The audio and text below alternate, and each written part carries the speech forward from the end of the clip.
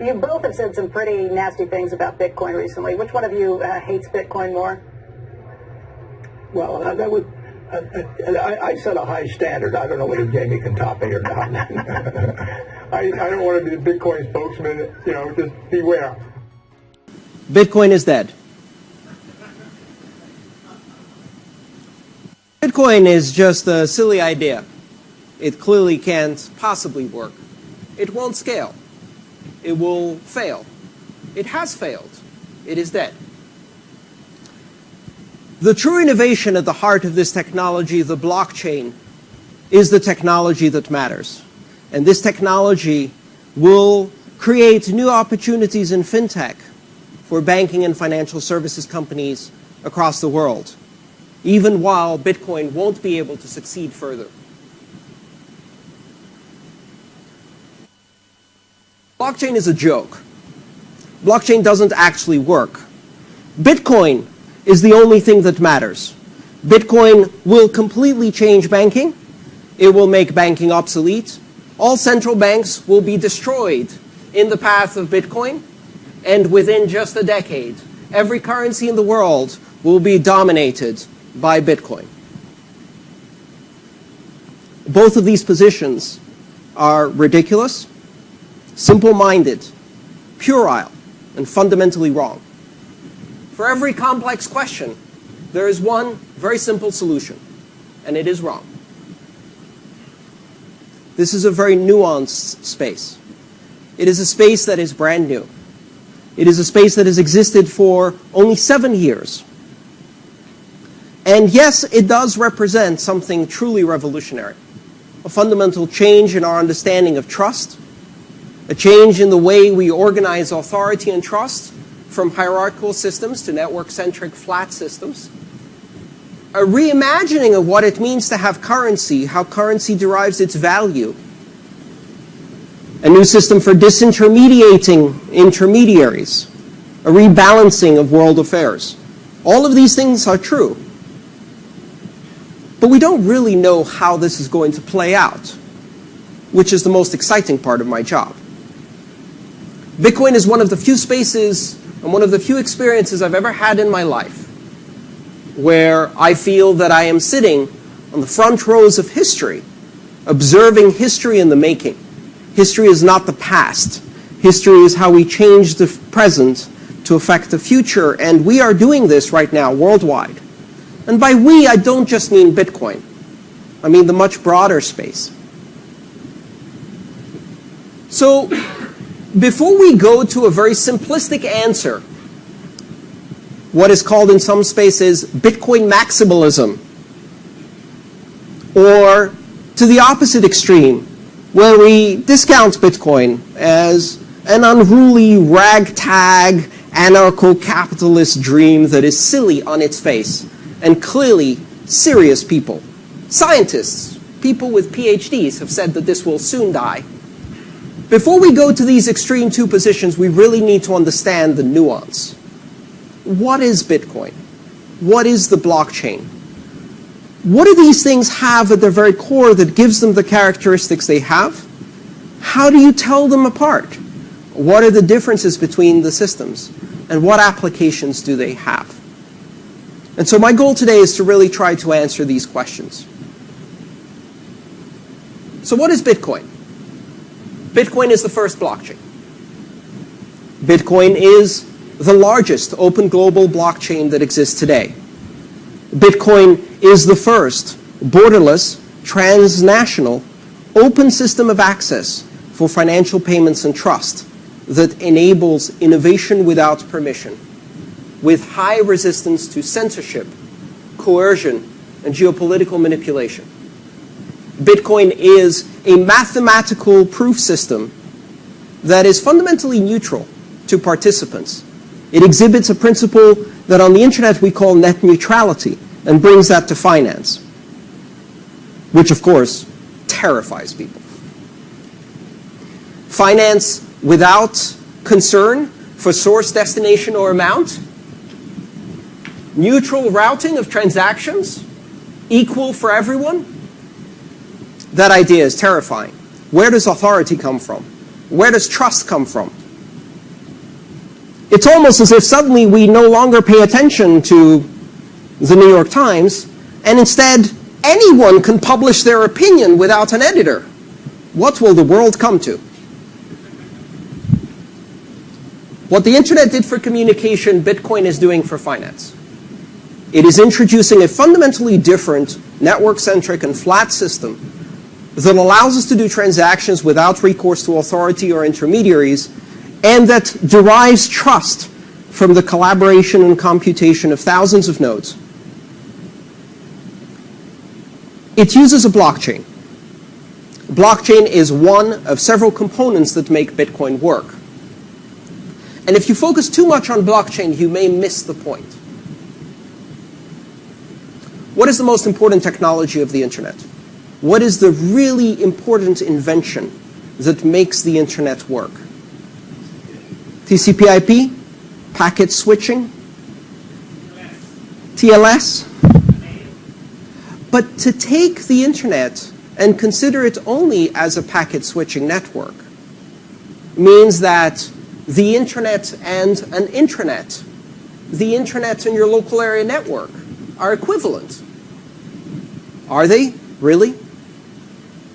Was the real opportunity to be able to do packet switch networks? Or is the real power of the internet the fact that it is open, global, transnational, borderless, censorship resistant, open access, and anyone can innovate without permission? This is the crucial issue. Where does the value of Bitcoin derive from? Yes, it is a blockchain, but it is a very special blockchain. It is a blockchain that uses as its fundamental consensus mechanism proof of work. And proof of work gives it certain characteristics that are unattainable so far, as we know, with other consensus mechanisms.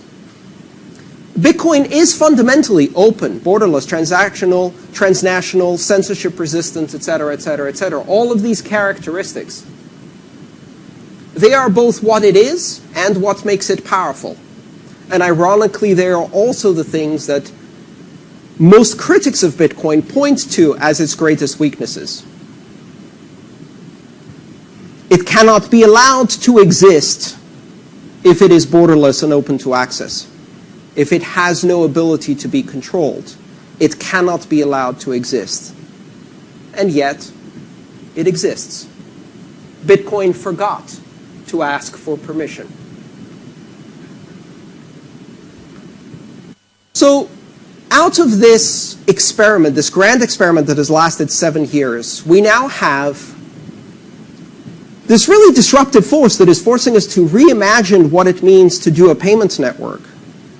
And out of that, we come up with the most brilliant marketing campaign in the history of disruptive technologies. Imagine if you've invented a new disruptive technology, and you manage within 4 or 5 years to completely distract the incumbent by persuading them to follow in your footsteps and to adopt the central premise of your technology in order to disrupt their own business from the inside out. If the Bitcoin community had presented banks with the idea of blockchain, as we did, and said, here, put $1 billion into training people on how to do things our way, and work in our space. I mean, someone should have gotten the Nobel Prize of Marketing, the Oscar of disruptive distraction. But the truth is that the financial services environment seized on blockchain because they saw within it the possibility of using some elements of Bitcoin without being disrupted.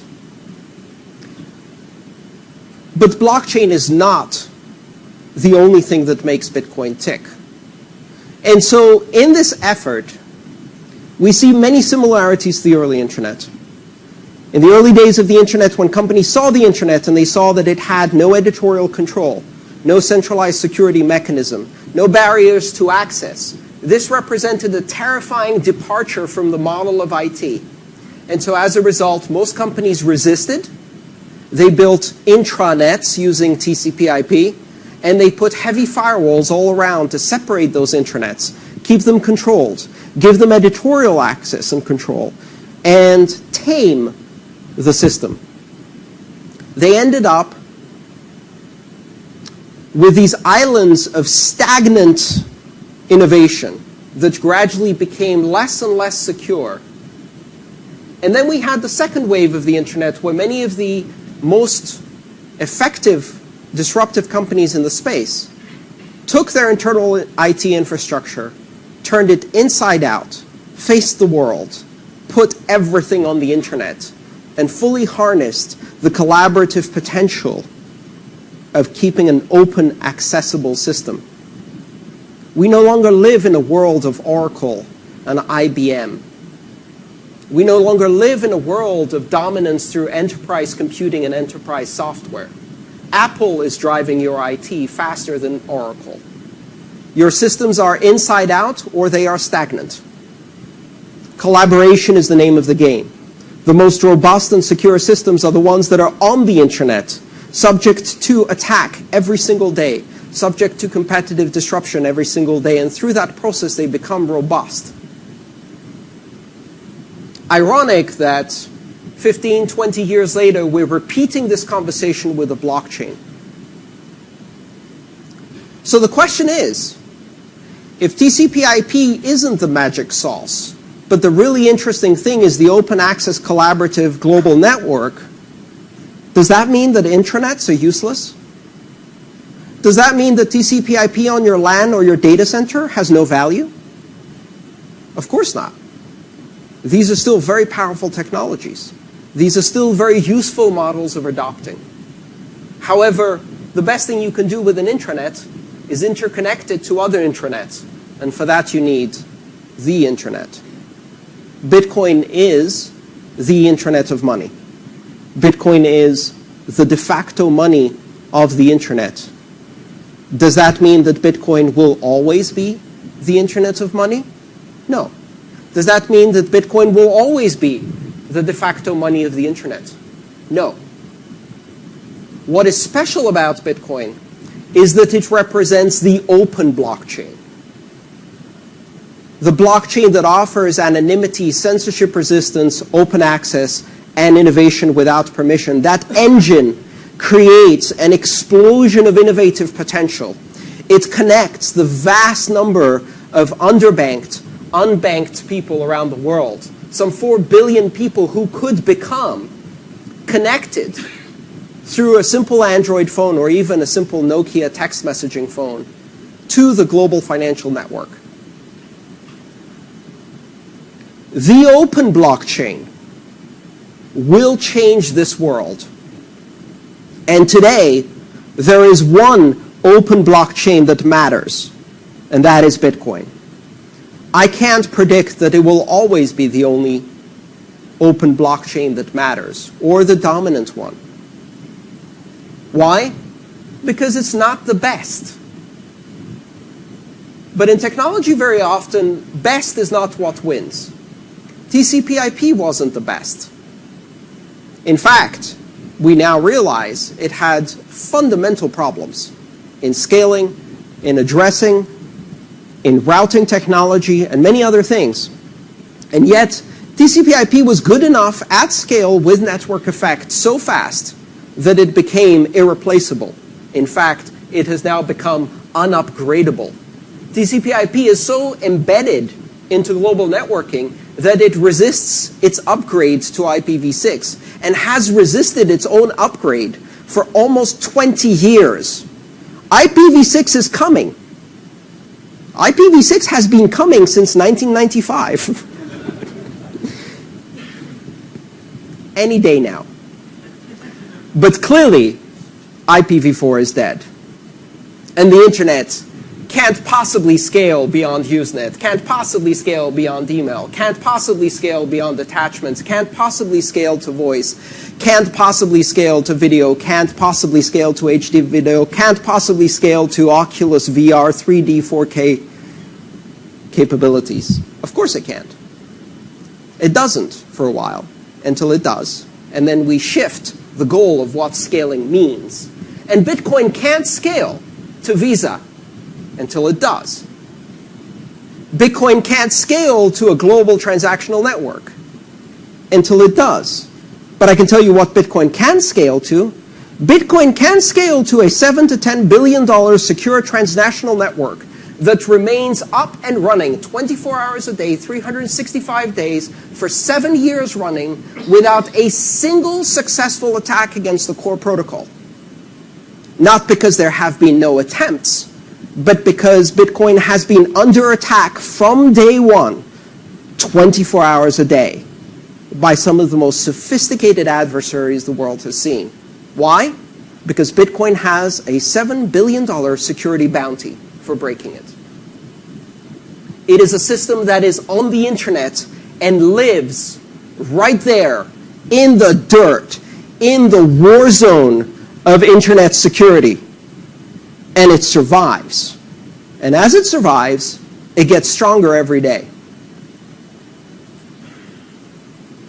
So now, if that's what Bitcoin is, maybe this will be the one that becomes the internet of money. I can't predict that. What I can tell you without any uncertainty is that the world of finance will forever be dominated within less than 2 decades by open, global, transnational, censorship-resistant, largely anonymous, fully encrypted and privacy-protected payments networks based on the exact model of Bitcoin with optimizations. And maybe that thing will be Bitcoin with optimizations. Maybe it will be something unrecognizable that we still call Bitcoin because, hey, the brand works. Or maybe we'll call it something else.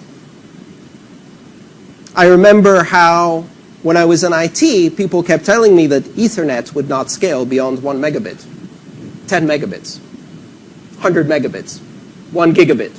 It could never scale. And so today we're running 10 gig Ethernet over fiber. But think about it for a second. What part of that is still Ethernet? The brand, the frame size, the switching algorithm? Nope. The physical address, maybe. Distribution mechanism? No. The network topology? No. None of that is the same. None of that is the same. What survived is the brand. We still call Ethernet what we have today. And so therefore the question is, did Ethernet scale? Sure did. As long as you keep changing what you call Ethernet. Can Bitcoin scale? Well, it depends. What are the characteristics that are Bitcoin unalterably? 21 million coin, limited issuance with predictable issuance rate. That is Bitcoin. You cannot change that. Proof of work algorithm that is decentralized with anonymous participants. That is Bitcoin. You cannot change that. Everything else is up for negotiation. We're going to maintain anonymity and privacy. We're going to empower the world. We're going to distribute these powerful tools of finance to everyone who has a smartphone. And when you think about this, we're not talking about everyone who has a smartphone having a bank account on their phone. We're talking about everyone who has a smartphone having a bank on their phone, of which they are the CEO. A bank with the possibility of international wiring and settlement, equity settlement, market making, loan origination and termination, liquidity generation, and many other capabilities that today even many banks don't have in a single system. And one day, a decade from now, a 6-year-old will be able to open a bank on their phone and become a banker. Perhaps even issue their own currency and become a central banker.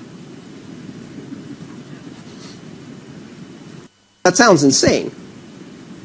But that is absolutely the world in which we now live.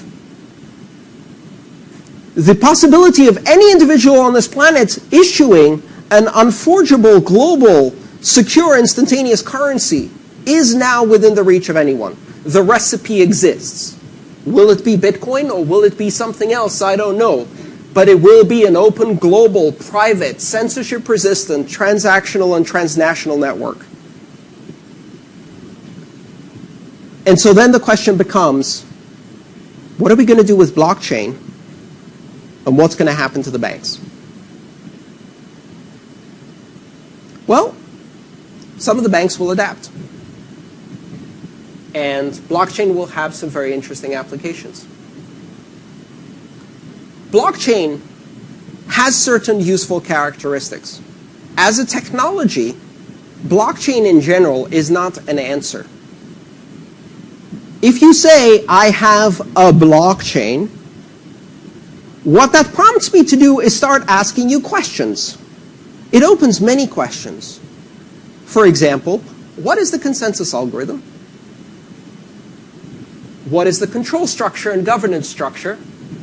What is the model for currency generation or token generation? What is the authority for issuance?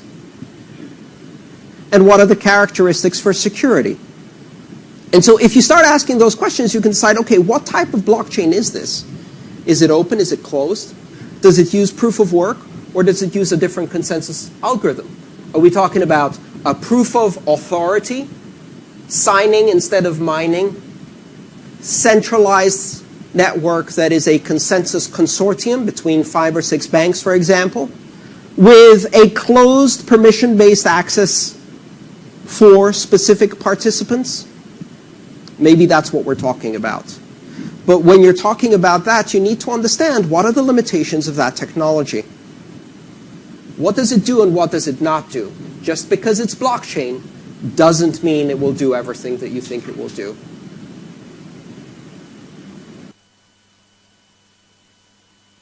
If I take a Formula 1 car that is beautifully designed for running on a circuit, I could say, this car can go 250 miles an hour.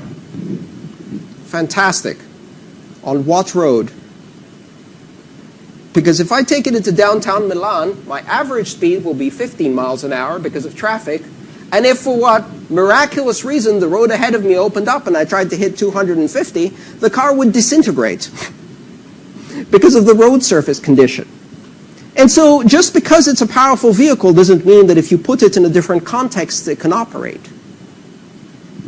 It has to be suited for the purpose. So let's examine some of the nuances. First of all, immutability. One of the things that people suggest that blockchains have as an inherent characteristic is immutability. The fact that you can record something on that ledger, and once you record it on the ledger, it cannot be changed. Immutability is not a characteristic of blockchains. Immutability is an artifact of a proof-of-work consensus system.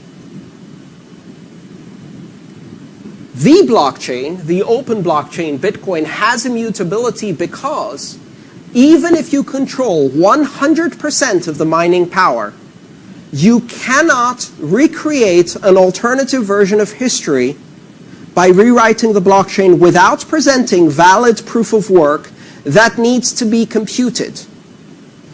You can effect, with the most immense amount of computation, hundreds of hexahashes per second, computation that doesn't currently exist on the planet. Let's say you did have that. You could now affect hundreds of blocks. You could rewrite the history of this afternoon, but not yesterday, and certainly not last week, and most certainly not last year. Even if you controlled all the hashing in the world, it is impossible to recreate the proof of work on the Bitcoin blockchain even 2 days in the past. The amount of computation is unfathomable. Also, you've got to wait for everybody else to stop doing what they're doing while you recalculate the past, because they continue moving into the future, creating a longer blockchain while you're wasting your resources rewriting history. Immutability is a characteristic of proof of work, not blockchains. That has some very serious implications. Censorship resistance and coercion resistance are a representative fact of the anonymity of mining, the decentralized nature of mining. If you combine those two facts, you come up with some weird characteristics. Let's say you have a consortium consensus mechanism that controls banking. I don't know why you'd apply that, but let's say you built a blockchain that uses 6 banks that sign transactions in a round-robin fashion, or Paxos Byzantine sophisticated consensus model that you bought at great expense from a very expensive consultant.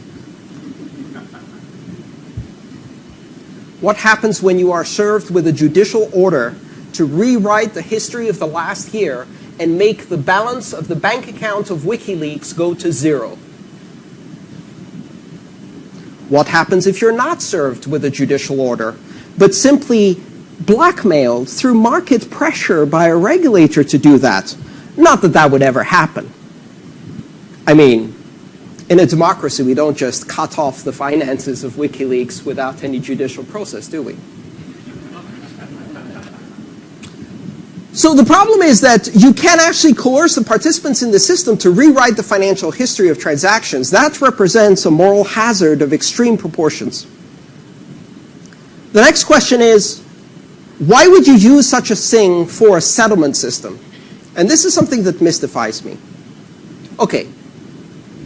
SWIFT is an antiquated pain in the butt. It's expensive, it's slow, it's mired in geopolitical control. The equity clearing systems are not as bad, but they're still expensive and slow. And certainly you're directing a lot of profit. Why not just implement a banking consortium that does settlement internally? Well, I have an idea.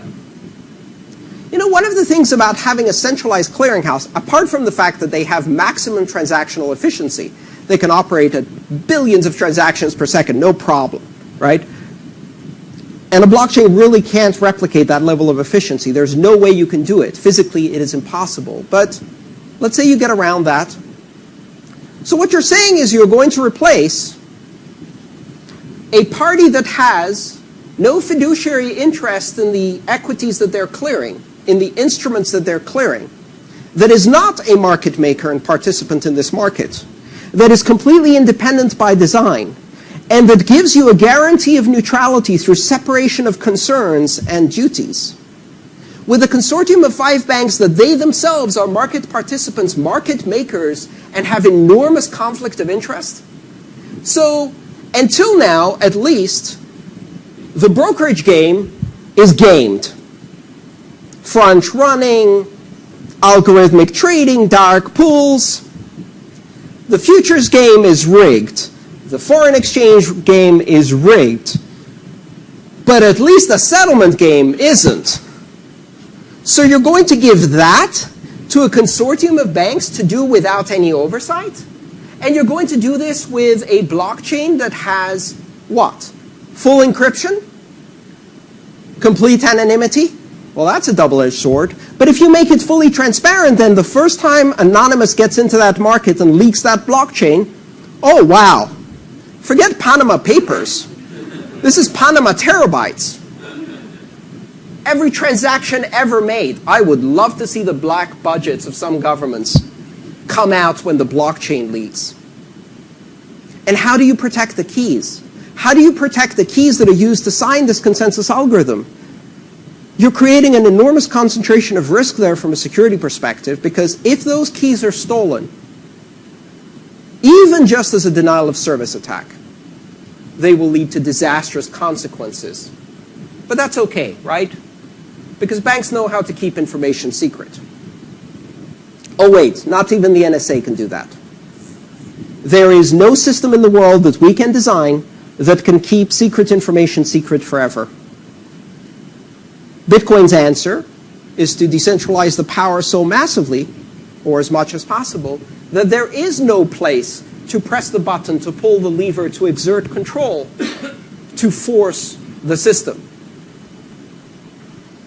The whole point is decentralization.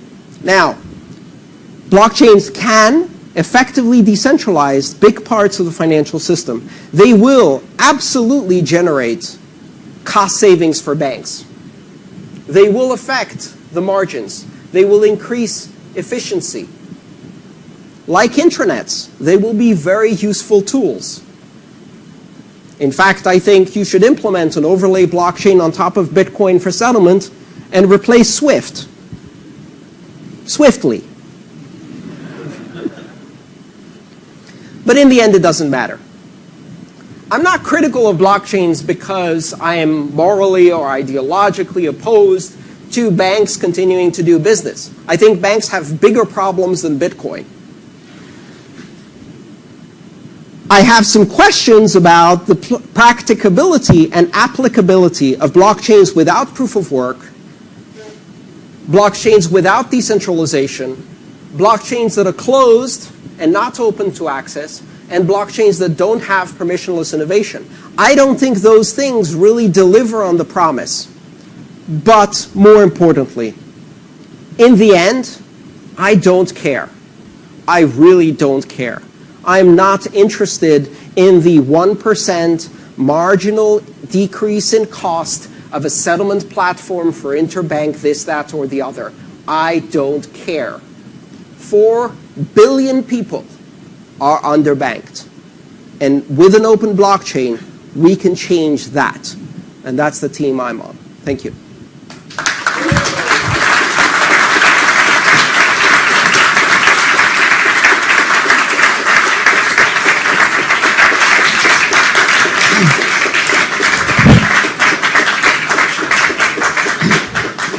Thank you, Andreas. Thank you. Thank you for your compelling view on the relationship between Bitcoin blockchain, the future of our central banks. We have a representative from the Bank of Italy, the payment systems, the currency we have in our wallet, our financial institution clients, and also on us as consultants. So thank you. Before we go to the next speaker, as you are so knowledgeable about Bitcoin, I have a question on I would say on the compelling story of the day. Who do you think is Satoshi Nakamoto? Do you know him? I have to inform you that we have journalists in the room, so... I don't know. I don't care. It doesn't matter. Bitcoin is not a system of proof by authority or reference to authority. It is a system of independent and neutral mathematical proof. What that means is that it stands on its own without appeal to its author or creator. I have no idea who Euclid was, or even if Euclid existed. Euclidean geometry is part of my daily life. Whether Euclid existed or not, whether Euclid was a group of people or an individual, whether Euclid was a nasty, malicious pervert or a saint, it doesn't matter. Now, some people will say, yes, but Satoshi Nakamoto has 1 million Bitcoin. What happens if Satoshi Nakamoto sells all 1 million Bitcoin in one moment? I'm a bit more worried about what happens if the Chinese central bank sells all of their dollars in one moment, which percentage-wise is a bigger problem. Yes. About what happens if Saudi Arabia decides to change the fundamental supply characteristics of oil in one moment. Or even what happens if the Walmart family decides that the yuan is a better investment than the dollar and they exit. Market fundamentals mean that these things don't matter. Bitcoin survives regardless. And the identity of Satoshi Nakamoto, the only thing it is guaranteed to deliver is sensationalist articles that give us more appeal to authority. But in the end, Bitcoin is not governed by Satoshi Nakamoto. Bitcoin is governed by algorithms. Thank you. Do we have any time for questions? We have many questions coming from the audience. So as there are so many and time is passing quickly, I would like maybe you to read one of them, and maybe we answer these questions and send the mail to the audience later on, because otherwise we wouldn't have time for the next speakers. So is there any question you would like to answer? Let me see just a second. Sure.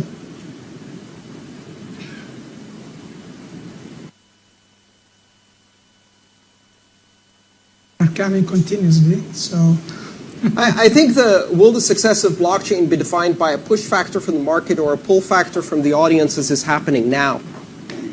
I'd like to shift that a tiny bit and talk about the open blockchain, the global open blockchain, Bitcoin, as it exists today. I said we forgot to ask for permission, but we also don't need support. This is not a system that is going to work better if banks support it and back it. It is not a system that is going to have an increase in trust if we add intermediaries. It is not a system that will become better if we add identity and reputation systems, thereby replicating the problems of the past. And it is not a system that intends to replace Visa as an experience for a developed nation consumer buying a cup of coffee at Starbucks. That is not the point. It is not a system that will replace national currencies. Bitcoin will affect import-export businesses, international remittances, insourcing and outsourcing, and cross-border transactions where the friction is greatest, and it will serve those who are not being served by banks. And therefore, Bitcoin is irrelevant to banks because they cannot use it. And they cannot use it because banks are fundamentally imprisoned within a regulatory system that does not permit them to use systems without identity. And outside of that prison are 4 billion people who don't have identity to be part of that system, and they can use Bitcoin.